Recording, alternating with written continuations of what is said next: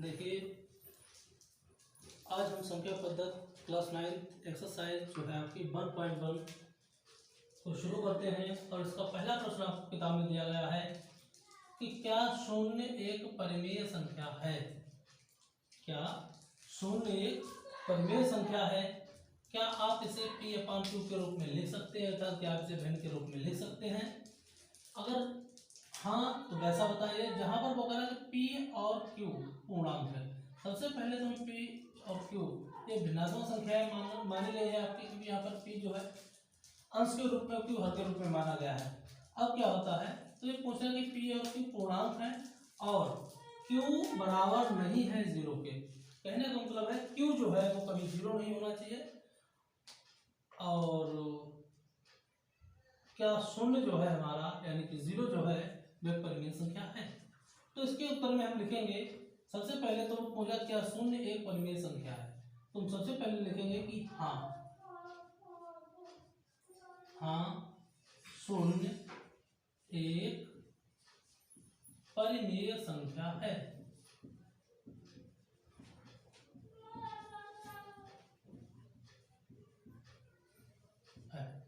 पहले पूछ रहा है कि क्या शून्य परिमेय संख्या, तो हम कहेंगे कि हाँ शून्य परिमेय संख्या है। अब वो कह रहा है कि क्या आप इसे P/Q के रूप में लिख सकते हैं, तो बिल्कुल लिख सकते हैं। देखिए वो कह रहा है कि जहां Q और P पूर्णांक है, वो ये नहीं कह रहा है कि पूर्णांक जो है उसमें हमारा जो है Q कभी भी 0 नहीं होना चाहिए, क्योंकि हमें पता है कि जब किसी भी संख्या को हम 0 से भाग करते हैं तो पूरी वो संख्या हमारी शून्य हो जाती है। अब देखिए, तो पूर्णांक यानी परिमेय संख्याओं में कभी भी Q के बराबर 0 नहीं होना चाहिए, वो ये कह रहा है। तो 0 नहीं होगा तो क्या होगा, 1 हो सकता है, 2 हो सकता है, 3 हो सकता है, 4 हो सकता है, कुछ भी हो सकता है। अब वो कह रहा है कि तो Q बराबर 0 नहीं होता, तो वो पूछ रहा है क्या आप इसे P/Q के रूप में लिख सकते हैं, तो हम बिल्कुल कहेंगे कि हाँ इसे P/Q के रूप में लिखा जा सकता है,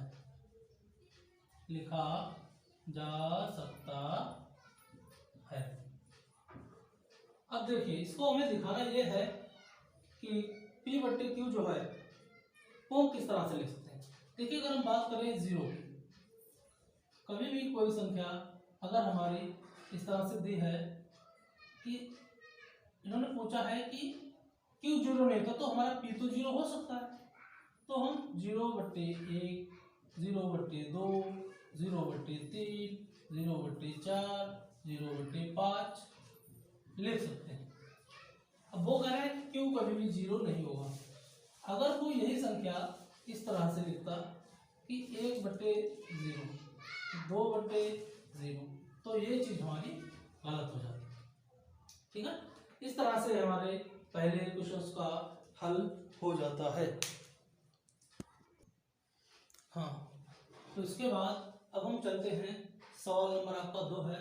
तो क्वेश्चन नंबर 2 है, उसमें पूछ कर रहा है कि 3 और 4 के मध्य 6 परिमेय संख्याएं ज्ञात कीजिए।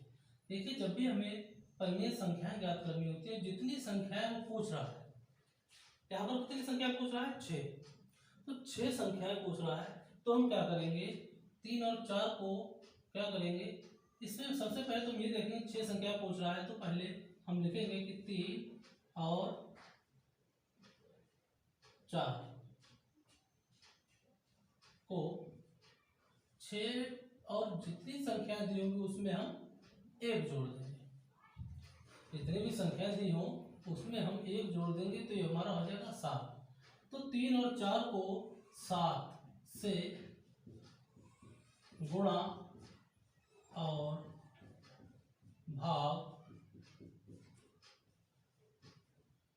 करने पर सबसे पहले हम क्या करेंगे, जितनी संख्या हमारी दी गई है कि 6 संख्या निकालिए, तो 6 संख्याओं का मतलब ये है 6 संख्या निकालने के लिए हम इसमें 6 में 1 ऐड कर देंगे। कितनी भी पूछ रहा है, वो 10 पूछ रहा है तो 10 में 1 जोड़ दीजिए, अगर वो 4 पूछ रहा है तो 4 में 1 जोड़ दीजिए, अगर वो 3 पूछ रहा है 3 में 1 जोड़ दीजिए। तो कुल मिलाकर के जितनी संख्या वो पूछ रहा है उसमें एक जोड़ दीजिए और उसी जोड़ने के बाद जो हमारा आता है योग आता है उस योग से इन संख्याओं में यानी 3 और 4 में हम फिर क्या करेंगे, उसी से गुणा करेंगे, उसी से भाग करेंगे। वो ऐसा इसलिए करते हैं क्योंकि हमें इसको बनाना होता है परिमेय, और परिमेय हमेशा संख्या वह होती है जो P बटे Q के रूप में लिखी जाती है अर्थात भिन्न के रूप में लिखी जाती है। तो इसको भिन्न बनाने के लिए हमें 7 से गुणा करेंगे, 7 से भाग करेंगे। देखिए पहले तो हम ले लेते हैं 3 में क्या करना है, हमें 7 से गुणा करना है, 7 से ही भाग करना है। जब इसमें 7 से गुणा करेंगे तो 7 या 21 हो जाएगा, तो बट्टे 7। उसी तरह से हम ले लेते हैं 4 को, 4 में भी वही करना है हमें, 7 से गुणा और 7 से भाग, ये हो जाएगी हमारी 28 बट्टे 7। देखिए वो ये कह रहा है कि 3 और 4 के मध्य यानी कि 3 का जो मान रहेगा हमारा 21 बट्टे 7 और 4 का मान जो रहेगा वो 28 बट्टे 7 रहेगा। अब इसके मध्य की बात कर रहा है तो अगर हम इसके आगे बढ़े, इसके बीच की ये संख्या नहीं लेनी हमें, इसके बीच की संख्या लेनी है, तो क्या करेंगे, तो हम लिखेंगे 3 और 4 के मध्य परिमेय संख्याएं क्या होंगी। देखिए परिमेय संख्याएं जो है हमारी, देखिए 21 के बाद क्या आता है 22, ठीक है, बट्टे इसको 7 कर लेंगे, 22 के बाद 23 बट्टे 7 कर लेंगे, उसके बाद 24 बट्टे 7 कर लेंगे, उसके बाद 25 बट्टे 7, 26 बट्टे 7। कितनी संख्या है हमारी 1 2 3 4 5, अभी एक संख्या और कम है वो है 27 बट्टे 7। अब देखिए 28 हमें नहीं लिखना क्योंकि वो कह रहा है इसके बीच की संख्या है, यानी कि 21 बट्टे 7 के बाद और 28 बट्टे 7 के बीच की संख्या लिखनी है। तो इस तरह से हमारी 3 और 4 के मध्य की जो परिमेय संख्या है वो इतनी हो जाएंगी और यही हमारा राइट आंसर होगा। तो क्वेश्चन नंबर जो हमारा 2 था, 2 के बाद हमारा क्वेश्चन नंबर आता है 3। क्वेश्चन नंबर 3 में पूछ रहा है, क्वेश्चन नंबर 3 कह रहा है कि 3 बट्टे 5 और 4 बट्टे 5 के बीच 5 परिमेय संख्याएं ज्ञात कीजिए। अब देखिए सेम वैसा ही सवाल है जो इससे पहले लगाया था,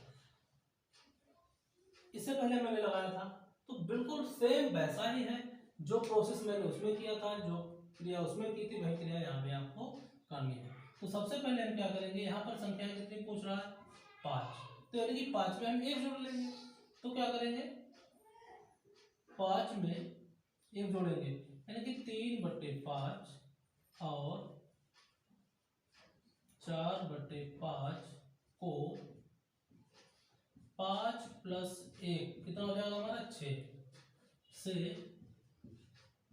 गुणा एवं भाग करेंगे। पहले क्या करेंगे, कहने का तो यह है कि जितनी संख्या मैं आपको पहले बताया था, जितनी संख्या थी उनमें 1 जोड़ करके जो संख्या आएगी उस संख्या से इसमें गुणा भाग और दूसरी संख्या में गुणा भाग करते हैं। देखिए पहले तो हम ले लेते हैं 3 बट्टे 5, 3 बट्टे 5 लेते हैं। 3 बट्टे 5 में हम कितनी संख्या आई थी हमारी 6, इसी में गुणा करेंगे, उसी में भाग करेंगे, बराबर 3 4 18 5 का 30, एक तो ये आ गई। दूसरी है हमारी 4 बट्टे 5, अब 4 बट्टे 5 लेते, 4 बट्टे 5 में भी हमें 6 से गुणा और भाग करना है, तो 4 छंग 24, 5 छक्का 30, 5 छक्का 30 हो गया। अब क्या करना है, यानी कि जो परिमेय संख्याएं आएंगी वो 18 और 24 के मध्य होगी। देखिए अब क्या करते हैं, तो 3 बट्टे 5 और 4 बट्टे 5 के बीच 5 परिमेय संख्याएं हैं। अब कौन कौन से हैं वो हम लिख लेते हैं। देखिए अब यहाँ कितने थे हमारा इसके बीच का मतलब उससे पहले और उसके बाद में, 18/30 से बाद में और 24/30 के पहले। अब देखिए क्या करते हैं, 18 में हम क्या करते हैं, इसके बाद में जो है हमारा आ जाएगा 19/30, फिर 20/30, फिर 21/30, फिर हमारा है 22/30, फिर है 23/30, यानी 24 से पहले ही रखना है हमें। ये हमारा आंसर आ गया। अगर हम इसको और सरल रूप देना चाहते हैं तो जो संख्या हमारी एक दूसरे को काट रही है उनको हम काट लेंगे। जैसे ये 0 से 0 काट रहा है, ये संख्या हमारी 3 7 7 3 से कट रही है, और 3 7 30, ये हमारी संख्या 2 से कट रही है, 2 1 कम 2, 2 1 कम 2, 2 15 30, ठीक है, ये नहीं कट रही है। तो इसको और हम सही करके क्या कर सकते हैं, लिख सकते हैं 19/30, फिर इधर हमारा हो गया है 2/3, अगली संख्या हमारी होगी 7/10, फिर इधर अगला है हमारा 11/15, और उसके बाद में संख्या है हमारी 23/30। ये हमारा बिल्कुल राइट आंसर हो जाएगा। देखिए सवाल कैसा भी हो, ठीक है, जितनी बार यानी जितनी संख्या वो पूछ रहा है उसमें एक जोड़ करके जो संख्या आएगी उसमें हम जो हमारी संख्याएं दी होती हैं उनमें हम क्या करते हैं, एक बार गुणा करते हैं और एक बार भाग करते हैं, ठीक है। अब उसके बाद उतार लिया आपने, ठीक है। अब हम देखते हैं, वो पूछ रहा है कि जो क्वेश्चन नंबर 4 है उसमें सिर्फ आपको सत्य और असत्य बताना है, उसके साथ वो पूछ रहा है उसके कारण भी बताइए कि क्यों ऐसा है। देखिए पहला आपका क्वेश्चन और दे रखा है कि प्रत्येक प्राकृत संख्या जो है एक पूर्ण संख्या होती है। उसका कहने का मतलब है जो प्राकृत संख्या होती है वो पूर्ण संख्या होती है। तो ये सबसे पहले हमें इसको पढ़ने के लिए जो हमने पार्ट फर्स्ट बनाया था आपको, तो उसमें आपको ये बताया था कि प्राकृत संख्याएं कौन सी होती हैं, पूर्ण संख्याएं कौन सी होती हैं, पूर्णांक कौन से होते हैं, परिमेय संख्याएं कौन सी होती हैं, परिमेय संख्याएं कौन सी होती हैं। तो उसको जब आप सही तरह से याद कर लोगे, पूरी तरह से इसको रट लोगे, उसके बाद आप इसमें आ सकते हो और आप अच्छी तरह से इसको बता सकते हो कि कथन जो है वो सत्य है या असत्य है। तो देखिए पहली बात तो ये कथन जो इन्होंने दिया है वो बिल्कुल सत्य है, कथन जो है बिल्कुल सत्य है। अब वे पूछ रहा है कि क्या कारण है, क्या कारण है कि प्रत्येक प्राकृत संख्या पूर्ण संख्या होती है। तो हमें पता होना चाहिए कि जो प्राकृत संख्या होती है यानी कि प्रत्येक प्राकृत संख्या जो है, अच्छा प्राकृत संख्या हमारी कौन कौन सी होती है, जैसे हम बात करें 1 2 3 4 5 इस तरह से। ये जो प्रत्येक प्राकृत संख्या जो है वो हमारी पूर्ण संख्या में मौजूद होती है, पूर्ण संख्या में मौजूद होती है, यानी कि उसमें स्थित होती है।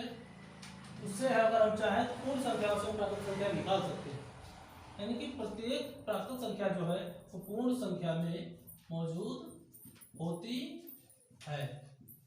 यही कारण है कि हम कह सकते हैं कि प्रत्येक प्राकृत संख्या एक पूर्ण संख्या होती है।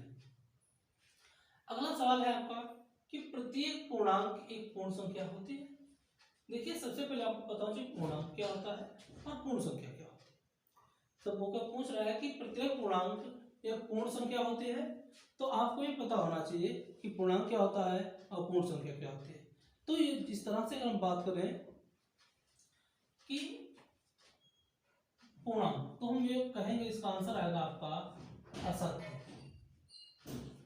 अर्थात ये बात सच नहीं है। ये बात क्यों सच नहीं है, क्योंकि आपको ये बताया गया था क्योंकि जो ऋणात्मक पूर्णांक हमारे होते हैं तो इसमें लिख भी सकते हैं, क्योंकि जो ऋणात्मक पूर्णांक होते हैं यानी कि जो माइनस वाली संख्या पूर्णांक, ऋणात्मक पूर्णांक जो है वो जो हमारी पूर्ण संख्या होती है, यानी कि जो क्योंकि ऋणात्मक पूर्णांक पूर्ण संख्याओं में मौजूद नहीं होते हैं, यानी उसमें समाहित नहीं होते हैं। मौजूद है, हम लिख सकते हैं समाहित नहीं होती हैं। ठीक है, इस तरह से जो क्वेश्चन नंबर 4 है उसका हमने फर्स्ट और सेकंड का आंसर दे दिया। इसको अब राइट डाउन कीजिए, उसके बाद हम आगे बढ़ते हैं तीसरा इसका क्वेश्चन। ठीक है, तो हम पढ़ते हैं क्वेश्चन नंबर चौथे के तीसरे की तरफ, यानी कि चौथे का थर्ड नंबर। अब उसमें पूछ रहा है कि प्रत्येक परिमेय संख्या एक पूर्ण संख्या होती है, यानी कहना होता है जो परिमेय संख्या होती है क्या वो पूर्ण संख्याएं होती हैं। तो देखिए, सबसे पहले आपको परिमेय संख्या बता दीजिए, जैसे 1/2 है, 2/3, 4/5, ये हमारी परिमेय संख्या होती है। या फिर हम इसको कहें कि 0.5, 0.6, 0.7, तो इस तरह की संख्या को परिमेय संख्या कहते हैं, क्योंकि इसको हम भी पट्टे में लिखते हैं, दशमलव हटाएं इधर 0 बढ़ा दें, दशमलव हटाएं इधर 0 बढ़ा दें, दशमलव हटाएं इधर 0 बढ़ा दें, ये भी भिन्न बन जाती है, अर्थात ये परिमेय संख्याएं बन जाती हैं। लेकिन वो कह रहा है कि पूर्ण संख्या, तो पूर्ण संख्या देखिए परिमेय संख्या जो है कभी पूर्ण संख्या नहीं हो सकती, तो ये बात भी हमारी बिल्कुल असत्य है, यानी कि झूठ है। ये बात कभी नहीं सच हो सकती कि कोई परिमेय संख्या पूर्ण संख्या हो जाए। ठीक है, असत्य। तो इसका हमें कारण ये देना है जो हमने अभी आपको बताया कि परिमेय संख्या में, इसमें पहले हम आंसर लिखेंगे, इसका कारण पूछ रहा तो लिखेंगे क्योंकि, असत्य है क्योंकि परिमेय संख्या में, परिमेय संख्या में, ये परिमेय संख्या में देखिए सबसे पहले तो हमारा क्या दिया था, बट्टे की बात करें तो मतलब भिन्न, भिन्न, और उसके बाद दशमलव, भिन्न तथा दशमलव संख्याएं मौजूद होती हैं।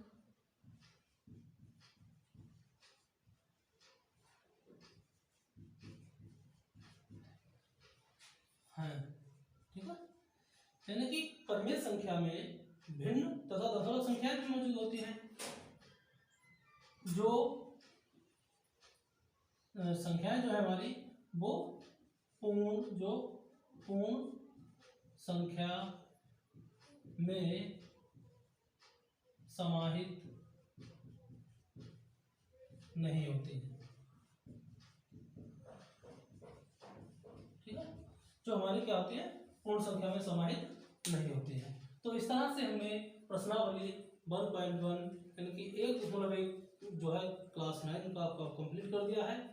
अगर आपको ये सुविधाजनक लगे, अच्छा लगा हो, तो आप इसको प्लीज़ लाइक कीजिए और आगे अपने दोस्तों तक पहुंचाइए, ताकि जो बच्चे कोचिंग नहीं पहुंच सकते उनको भी ये फायदा मिल सके। धन्यवाद।